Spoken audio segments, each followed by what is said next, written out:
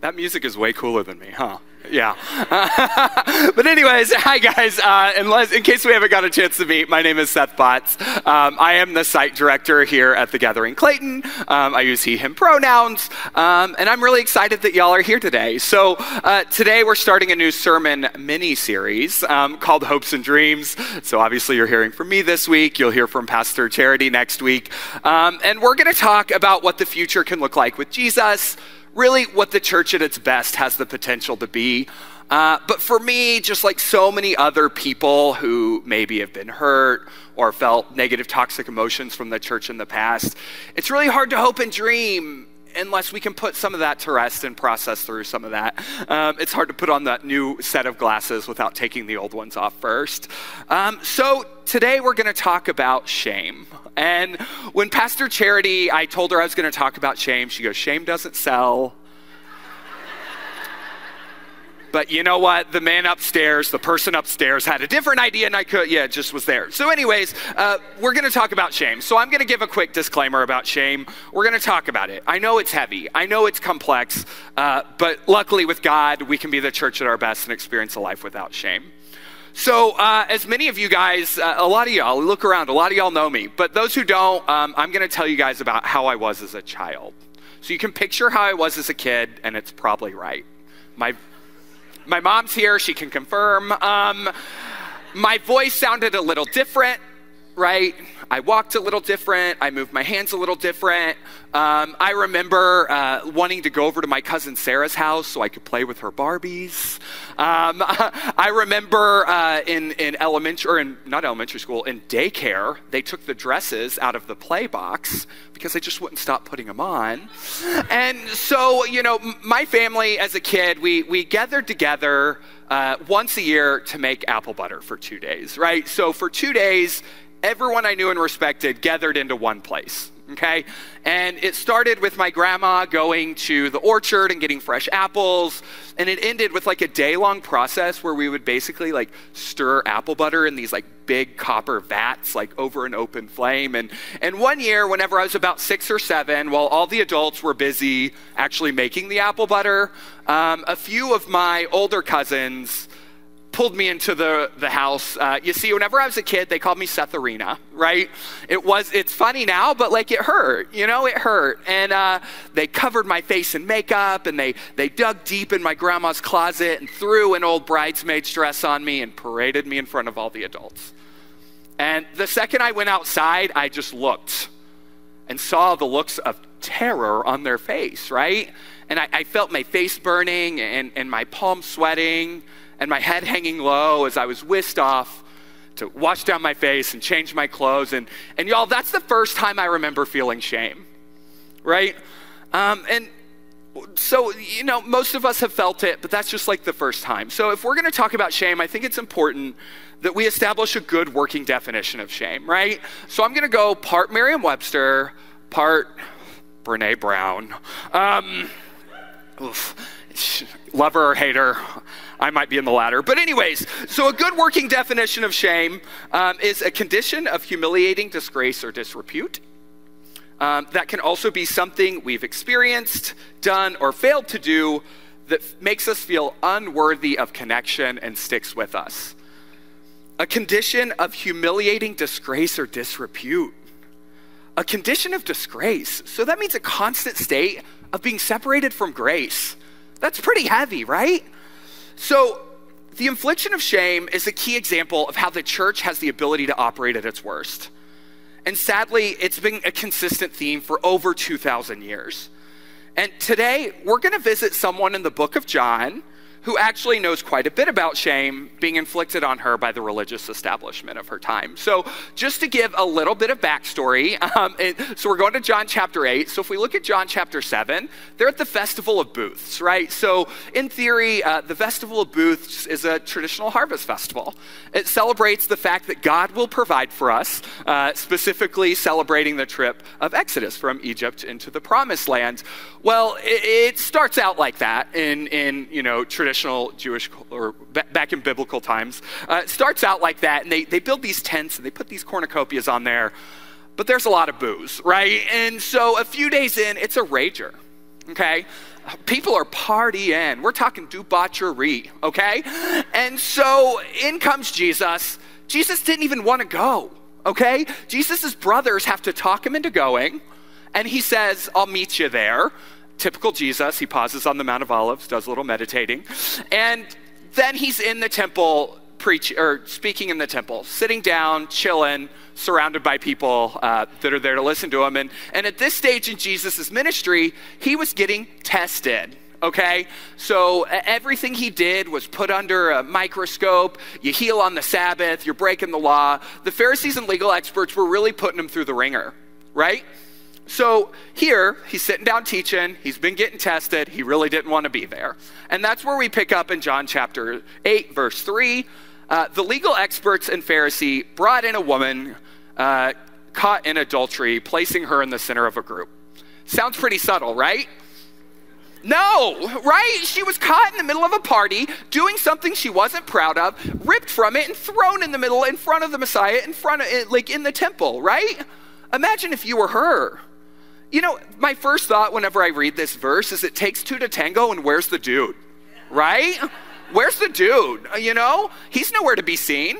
My second thought is, if I were her, how would I feel, right? That story I told you at the beginning of the day has nothing on how this woman must have felt in this moment. So in verse 4, they said to Jesus, "Teacher, this woman was caught in the act of committing adultery. In the law, Moses commanded us to stone women like this. What do you say?" Right? Wow. People are literally holding stones ready to kill her. And for what? She's a prop. They don't care about her, right? She's a prop that was used to try to entrap Jesus. The religious experts and leaders at the time told her that she was disposable, right? So they said this to test him because they wanted a reason to bring an accusation against him, right? And they wanted a reason to bring it against him. So Jesus bent down and wrote something on the ground with his finger, okay? So scholars think he might have said, ready? "Judge not, thou you not be judged." Sounds a little more King James than Aramaic, but whatever. "Thou shalt not commit adultery or fornication." Those are what the scholars think. I think Jesus wrote something like, "I know what you did," right? Or maybe Jesus wrote something like, "Thou shalt not kill." Or maybe, I'm gonna open your mind a little bit, maybe it was magic, right? Maybe Jesus wrote something on the ground that each person could see their sin reflected in. But does it matter? Does it matter? Because if it mattered, it would probably be in the Bible. So after this, Jesus continued to question them. So he stood up and replied, "Whoever hasn't sinned should cast the first stone." Bending down again, he wrote on the ground again. So these people didn't listen the first time. Jesus persisted. Those who had heard him went away one by one, beginning with the elders. Finally, only Jesus and the woman were left in the middle of the original crowd. Jesus stood up and said to her, "Woman, where are they? Is there no one left to condemn you?" And the only time the woman speaks in this story, she says, "No one, sir." And then Jesus says, "Neither do I condemn you. Go now and don't sin anymore." So anyone that's experienced shame, right? Jesus in this story is the eliminator of shame, not the inflictor of shame, right? So what can that look like? The church at its best will look more like Jesus, right? If we can hope and dream for the best version of the church, it's gonna look more like Jesus every time. Again, John chapter 8, verse 11, Jesus says, "Neither do I condemn you. Go, and from now on, don't sin anymore." It is easy for us to think that people who are speaking on the behalf of Jesus are speaking for Jesus, right? But if they're speaking to inflict pain, spoiler alert, that's not Jesus, right? Not everyone speaking on behalf of God is speaking for God, okay? Jesus offers his grace freely, you know? And in this passage, he's not offering his grace, he's reminding us of his grace. He was there not condemning her the whole time, right? Jesus says, "Neither do I condemn you." And you know what? Jesus offers this grace to each and every one of us. And that's what's the beautiful thing about Jesus, right? And a grace and a love so powerful that it drove away her shame 2,000 years ago, and it can drive away our shame today if we just accept it, right? The inflicting of shame, on the other hand, is just the church at its worst, right? So has anyone in this room ever felt, you don't have to raise your hand, I'm not going to do that. I have small PTSD from raising my hand in a church. But has anyone in this room ever felt shame inflicted on them by a religious leader? Anyone? Yeah. Not everyone, like I said earlier, not everyone speaking on behalf of God is speaking for God, and 2,000 years later, some things just aren't changing. The inflicting of shame was the church at its worst 2,000 years ago, and honestly, it's the church at its worst today too. You don't have to be a homosexual, divorced, an adulterer, overweight, underweight, dressing too scampy, dressing too modestly, too many kids, no kids, unmarried, married too many times to feel the shame of the church, right? You know, I have these two friends. They're like a younger couple. They fell in love in college. They dated for a few years, and they both got jobs in St. Louis after college, and they're engaged, getting married about 6 months later, and they made the really racy decision to cohabitate.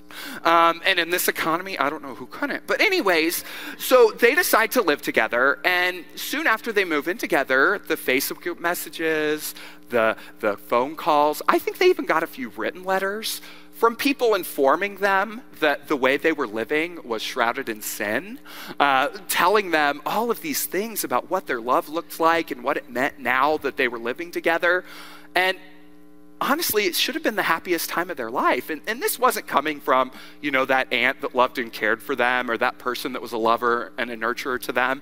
This came from like their second cousin's uncle's ex-wife's son that was now a pastor at some non-denominational in a town over, right? It was not the people that loved and cared for them.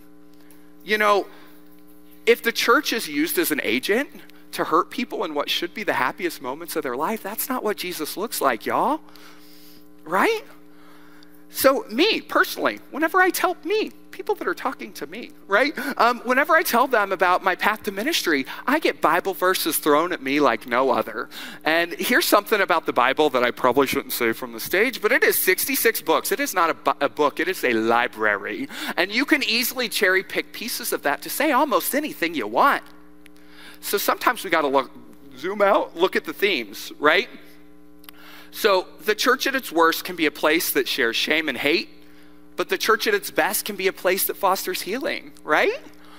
So here at the Gathering, we strive really hard to be a place of healing.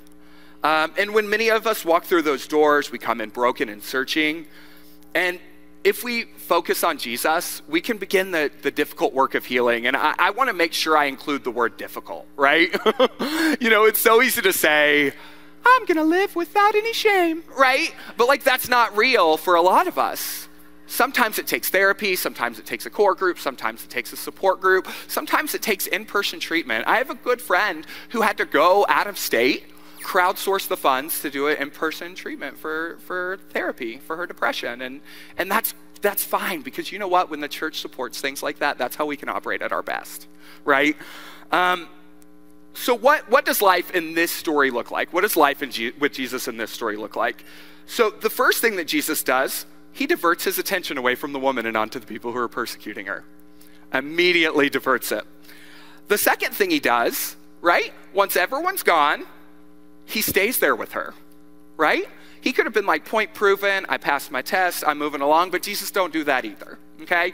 So he could have easily done that, but he stayed with her. And he told her that it was okay to move on from that moment, right? And the third thing, after he informs her that he won't condemn her, he makes a simple request for her not to do it again, right? So if we're following the story, he didn't quiz her worthiness. He didn't make her pass some sort of entrance exam or questionnaire to get his grace and love. He didn't even make her say a prayer that got her into celestial Disneyland, right? Like, it was just there. He was there for her before or after. So here, Jesus is inviting her to live a life empowered by grace, fairly given without an entrance exam. I like to use the word a life with pride, and I think Jesus is doing us the same. And I know the first thought is pride is a 7 deadly sin, right? But in the queer community, we like to use the word pride because hold your head up, honey, is just too many syllables, okay? So when you think of pride, it's just hold your head up, honey, okay? And how would a life look if we were invited to live a life with this level of pride instead of a life with shame? Well, I know someone, of someone, I don't know her personally, I know of someone who did a really good job at this. So let me introduce you to my friend Marsha P. Johnson. Is there a picture of her? Yeah, Marsha P. Johnson. So Marsha P. is a trans rights activist, and the P in her name stands for pay it no mind, okay? And she was able to overcome shame in a way that really helped change the dialogue about how we look at a whole group of people in society today. So Marsha P. was born the fifth of 7 children. Her father was a GM assembly worker, and her mother was a housekeeper. And when she was 5, she began wearing dresses. In 1963, after high school graduation, she crossed the Hudson River from New Jersey to New York with $15 and 1 bag of clothes. There, she took on the name Black Marsha, and she eventually added her famous middle initial, and her last name came from the Howard Johnson restaurant that she frequented. So some other things she did is to make ends meet, she became a sex worker. Often getting arrested, her famous line was she lost count after the 100th time. However, Johnson found community in the city, especially after meeting the Latina drag queen, Sylvia Rivera. So a little bit about what it was like to be a trans woman in the 1960s, or a queer person in general. At the time, same-sex dancing in public wasn't allowed. Bars were banned from serving alcoholic drinks to gay people, and cross-dressing could lead to a sexual deviancy charge. The bars, such as the famous Stonewall Inn, were ran by the mafia. So the mafia would pay off the police in exchange for periodic raids so they could serve drinks to these queer people and then extort them for money. So when the Stonewall Inn happened, the rumor has it, so it's kind of shrouded in myth what actually happened at the Stonewall Inn, but it's pretty undisputable that Marsha P. had a big say in it. The rumor is that she threw the shot glass that was heard around the world. People started throwing handfuls of change at the police, saying, "You're here to get your bribe, take it." And a year later, the first gay pride parade started. Right? And today, every major, middle-sized, a couple of small towns host gay pride parades to tell all the queer people to hold your head up, honey. All because Marsha P. and a few trans people had the courage to live without shame. Right?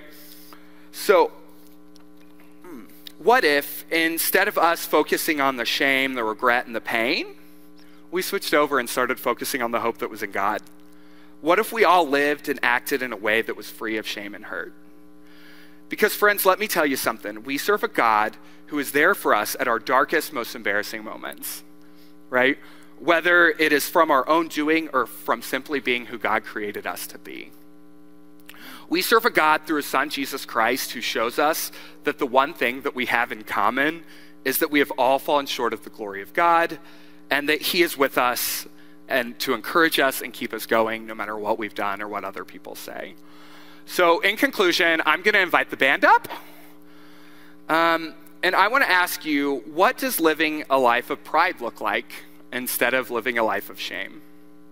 So I'm going to invite everyone to take a few minutes to pause and think about what life could look like, or what life with pride could look like in their own mind. I'm going to set this timer for an amount of time that might make some of y'all uncomfortable. We're going to do a full 2 minutes. Because sometimes being quiet and listening to God is what we need in church, not just listening to me, right? So I am going to set the timer. I probably should have had this prepared. So if you're comfortable, just go ahead and close your eyes. Take deep breaths. I've got the timer set. Now, picture what life could be, what decisions you would make, or how you would walk in the face of adversity.